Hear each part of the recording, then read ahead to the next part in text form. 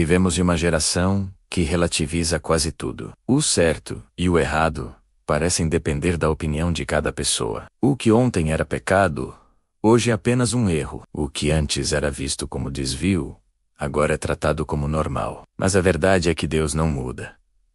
A palavra dele continua sendo o padrão. E quando olhamos para as Escrituras, percebemos que não são apenas os grandes escândalos que desagradam ao Senhor. Existem atitudes silenciosas, comuns, praticadas todos os dias, que também entristecem o coração de Deus, não porque ele seja severo ou queira nos punir, mas porque essas atitudes nos afastam da vida abundante que ele preparou. Hoje vamos refletir profundamente sobre 5 coisas que desagradam a Deus e que podem estar presentes na nossa rotina sem que percebamos. Respire fundo, abra o coração e permita que o Espírito Santo fale com você. A mentira, menos o pequeno veneno invisível. Uma mentira pode parecer algo pequeno. Às vezes chamamos de mentira inocente, exagero, só para evitar problema, mas toda mentira carrega um poder destrutivo. A Bíblia declara em Provérbios 12:22, o Senhor odeia os lábios mentirosos, mas se deleita com os que falam a verdade. A mentira destrói confiança, rompe relacionamentos, gera culpa e pouco a pouco endurece o coração. Jesus disse: eu sou a verdade. Já o diabo é chamado de pai da mentira. Cada vez que mentimos, escolhemos um caminho que não combina com a natureza de Cristo. Matou 5 Ananias e Safira, venderam uma propriedade e decidiram mentir sobre o valor entregue. O problema não foi a quantia, foi a falsidade. Foi tentar aparentar uma espiritualidade que não existia. A consequência foi severa. Isso nos mostra que Deus leva a verdade a sério. Talvez você nunca tenha cometido um grande pecado público, mas e aquelas pequenas mentiras? No trabalho, na família, para se proteger, para parecer melhor? Deus se agrada da transparência. A verdade pode ser difícil, mas ela liberta. A mentira aprisiona. A indiferença menos o frio no lugar do amor. Em um mundo acelerado, é fácil se tornar indiferente. Pessoas passam por nós todos os dias. Gente sofrendo, gente chorando, gente lutando batalhas invisíveis. E muitas vezes pensamos, não é problema meu, mas a palavra diz em João 3:17, se alguém tiver recursos materiais e, vendo seu irmão em necessidade, não se compadecer dele, como pode permanecer nele o amor de Deus? A indiferença não grita, ela silencia. Ela nos faz olhar para o lado e seguir em frente. Na parábola do bom samaritano, registrada em Lucas 10, um homem foi espancado e deixado quase morto. 2 religiosos passaram por ele. Viram, mas ignoraram. O samaritano, considerado desprezado naquela cultura, foi o único que parou.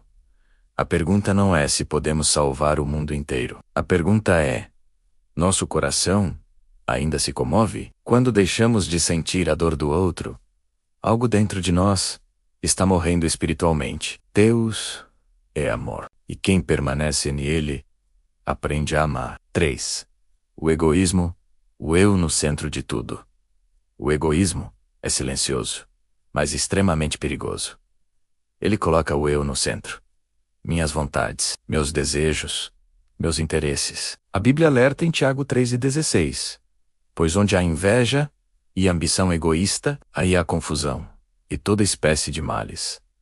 O egoísmo gera conflitos, brigas, inveja, competição desnecessária. Judas é um exemplo claro. Em Mateus 26, ele traiu Jesus por 30 moedas de prata. Uma decisão motivada por interesse pessoal. Dinheiro acima de relacionamento. Ganho próprio acima da lealdade. O resultado foi tragédia. Agora pense. Se Jesus tivesse sido egoísta, ele não teria ido à cruz. O reino de Deus funciona de maneira inversa ao mundo. Quem quer ser o maior, deve servir. Quem quer ganhar, deve aprender a perder. O egoísmo destrói. O amor constrói. E talvez o maior sinal de maturidade espiritual seja aprender a pensar menos em si mesmo e mais nos outros. A rebeldia menos fazer do nosso jeito. Rebeldia não é apenas desobedecer de forma escancarada. Muitas vezes, é algo interno. É saber o que Deus quer, mas decidir fazer diferente. É ouvir a palavra e pensar: eu sei o que está escrito, mas vou fazer do meu jeito. Em 1 Samuel 15:23, lemos: pois a rebeldia é como o pecado da feitiçaria, a arrogância como o mal da idolatria. O rei Saul perdeu o reino porque decidiu adaptar a ordem de Deus à sua conveniência. Ele achou que poderia melhorar a instrução divina. Mas Deus não busca sacrifícios externos sem obediência interna. Quantas vezes sabemos que precisamos perdoar menos, mas escolhemos guardar mágoa? Sabemos que precisamos abandonar um hábito menos, mas adiamos. Que precisamos obedecer, mas resistimos. A rebeldia nasce da arrogância, da ideia de que sabemos mais que Deus. Mas obedecer nunca é perda.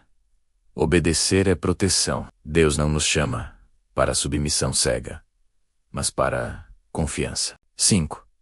A idolatria menos, quando Deus deixa de ser o primeiro. Muitos pensam que idolatria é apenas se ajoelhar diante de imagens. Mas idolatria é tudo aquilo que ocupa o lugar central, que pertence somente a Deus. Em Êxodo 20:3-4, o Senhor declara: não terás outros deuses além de mim. O povo de Israel construiu um bezerro de ouro, em Êxodo 32. Enquanto Moisés estava no monte, eles decidiram criar algo visível para adorar. Trocaram o Deus invisível e poderoso por uma imagem feita por mãos humanas. Hoje talvez não construamos estátuas, mas podemos transformar dinheiro em prioridade máxima, sucesso em obsessão, redes sociais em identidade, relacionamentos em dependência. Tudo aquilo que controla nosso coração se torna um ídolo. Quando Deus deixa de ser o primeiro, algo sai do lugar. A idolatria nos esvazia, porque nada criado pode preencher o espaço do Criador. Somente Deus é suficiente. Conclusão: um chamado ao arrependimento e à transformação. Mentira, indiferença, egoísmo, rebeldia, idolatria. Talvez nenhuma dessas coisas pareça tão chocante quanto grandes crimes, mas todas elas afastam o coração de Deus.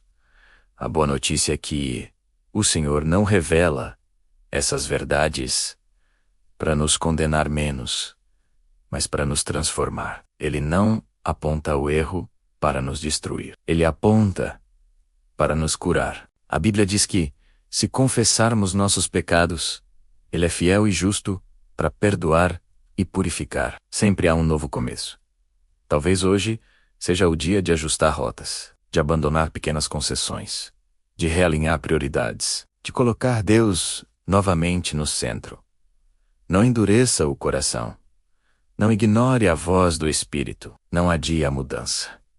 Deus deseja intimidade com você. Deseja verdade no íntimo. Deseja um coração totalmente rendido. Se essa mensagem falou com você, curta este vídeo para que mais pessoas sejam alcançadas. Compartilhe com alguém que precisa ouvir essa palavra. E se inscreva no canal para continuar recebendo conteúdos que fortalecem sua fé e aproximam você ainda mais da presença de Deus. Que o seu coração permaneça sempre diante do Rei.